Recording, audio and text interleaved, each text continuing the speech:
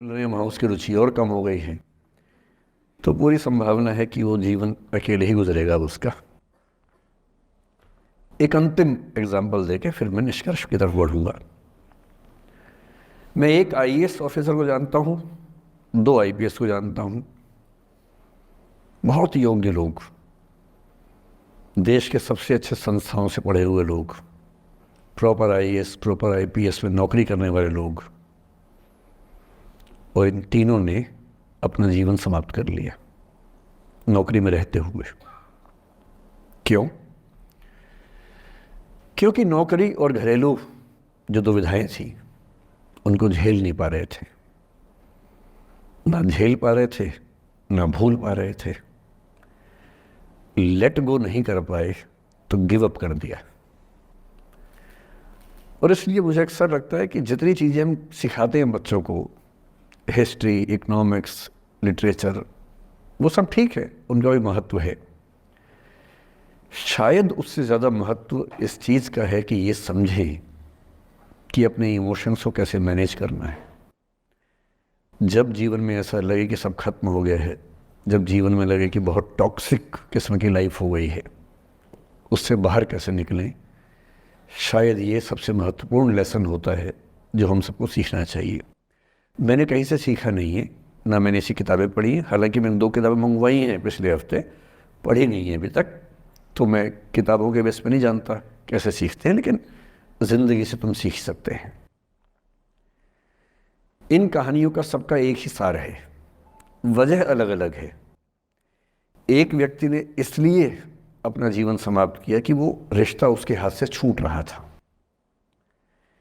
एक ने इसलिए जीवन समाप्त किया कि रिश्ता बन गया था पर समाज के दबाव, घर के दबाव मैनेज नहीं कर पाए। एक ने ज़िंदगी भर शादी नहीं की सिर्फ इसलिए कि वो पुरानी यादों को भूल नहीं पाया। अरे एक बार गलती हो गई तो हो गई, आगे तो संभावना जीवन में है भाई, क्यों इतना हावी रखना उसी दिमाग के ऊपर। कुछ लोग देश की सबसे अच्छी नौकरी में होकर हर पैमाने पर सफलता की हर कसौटी पे खरा उतरने के बाद जीवन नहीं बचा पाए, क्योंकि दूसरों की नज़र में आप बहुत सफल हो जाए, अपनी नज़र में शून्य हो, तो फिर जीवन कैसे बने, जीवन कैसे बचे। इन सारी कहानियों का मूल भाव एक ही है, अगर आप खुद को हैंडल नहीं कर सकते तो दुनिया को क्या हैंडल करेंगे। दुनिया को हैंडल करने से पहले खुद को हैंडल करना सीखना पड़ता है, और उसका सबसे आसान जो रामबाण उपाय है उसको बोलते हैं द आर्ट ऑफ लेटिंग गो। जाने दो। वो अफसाना जिसे अंजाम तक लाना न हो मुमकिन, उसे एक खूबसूरत मोड़ देकर छोड़ना अच्छा। साहिर ने लिखा। प्रेम की दुनिया के बारे में साहिर से अच्छा कौन लिखेगा। तारुफ समझते, तारुफ मतलब परिचय, इंट्रोडक्शन। कहते तारुफ रोग बन जाए तो उसको भूलना बेहतर।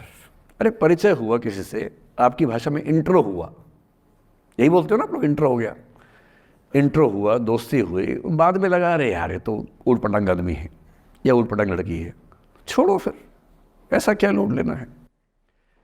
तारुफ रोग बन जाए तो उसको भूलना बेहतर, ताल्लुक बोझ बन जाए तो उसको तोड़ना अच्छा।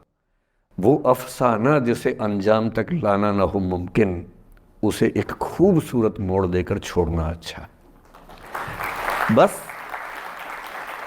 बस करना यह है कि खूबसूरत मोड़ देकर छोड़ना है, हाथ में तेजाब की बोतल लेके नहीं।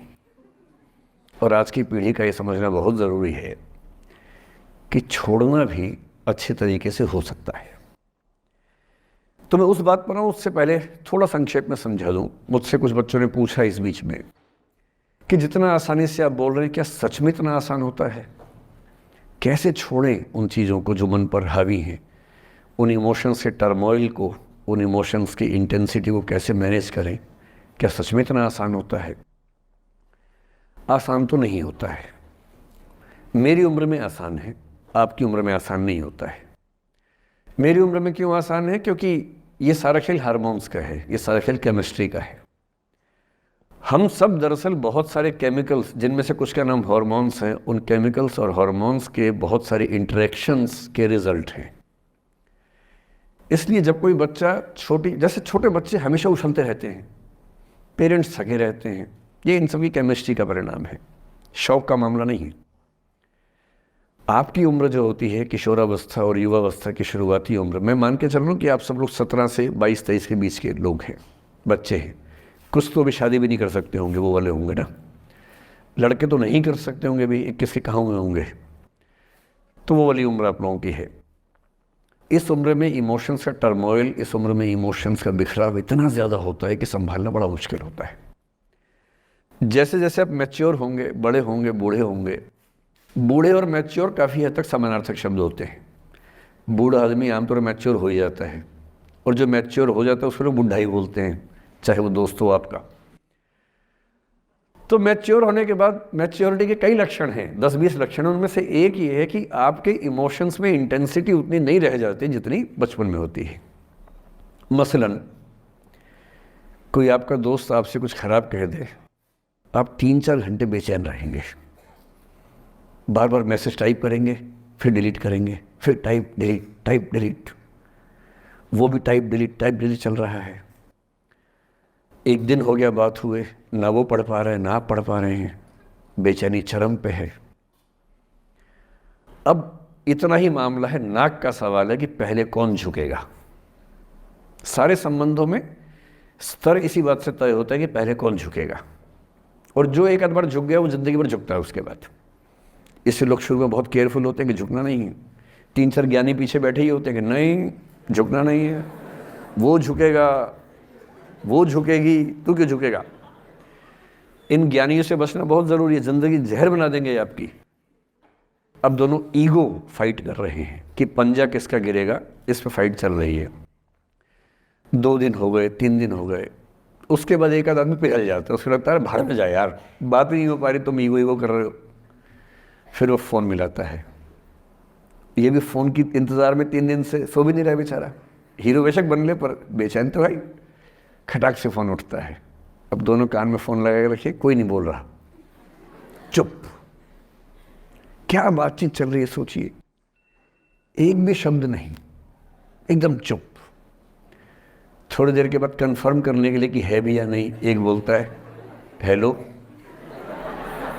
वहाँ से आवाज़ आती है कोई एक मैं थोड़ा ऐसी जोकर टाइप की बात करता हूँ, मुझे मोटिवेशनल स्पीकर ना समझे आप लोग, मैं ऐसी हंसी मजाक ही करना आता है मुझे, वही मैं करता हूँ। लेकिन इससे आप ये ना सोचिए कि मुझे पढ़ाना नहीं आता, मैं पढ़ा भी लेता हूँ इसके लिए मुझे वो भी आता है, लेकिन अभी क्योंकि आप बच्चे छोटे हैं तो मैं आपके साथ वैसी बात ही कर रहा हूँ। अब ये सब चल रहा है। अब इसमें अगर कोई एक व्यक्ति झुक गया, बात आगे हो गई तो हो गई, वरना कई रिश्ते ऐसे भी होते हैं जो इसी बिंदु पे ख़त्म हो जाते हैं कि तेरा भाई नहीं झुकेगा, भाभी झुकेगी, और उधर जीजू झुकेंगे, दीदी नहीं झुकेगी। जीजू झुकेंगे, दीदी क्यों झुकेगी, और ना जीजू झुक रहे ना भाभी झुक रही और उस चक्कर में जो अभी बेचारा रिश्ता बना भी नहीं था, वही वो ज़मींदोज़ हो गया, वही वो ख़त्म हो गया। पर ठीक है, हो गया तो हो गया, भाड़ में जाए, ऐसा क्या है, डर किस बात का है इसमें। लेकिन मैं फिर भी आपसे कहूँगा, मेरी उम्र में क्या होता है, जैसे मुझे कोई फ़ोन करे कि मैं आपसे बहुत नाराज़ हूँ, तो मैं कहता हूँ अच्छा ठीक है, कल बात करेंगे। नहीं, मैं आपसे बहुत नाराज़ हूँ, मेरा दिल टूट गया है। मैं कहता हूँ देखो मुझे नींद आ रही है अभी, let me sleep, we will talk tomorrow, you just do one thing, write down all the points and we will discuss in the morning. When I come to office, you come to my cabin and we will discuss. Don't worry, I'll find out the solution for you. कह रहे हैं आप कैसी बात कर रहे हैं, मैं ना सो पा रहा हूँ ना मैं जाग पा रहा हूँ। तो मैंने कहा दैट इज़ योर प्रॉब्लम मैं तो सो भी रहा हूँ जाके, ये तो कोई दिक्कत नहीं हुई भाई।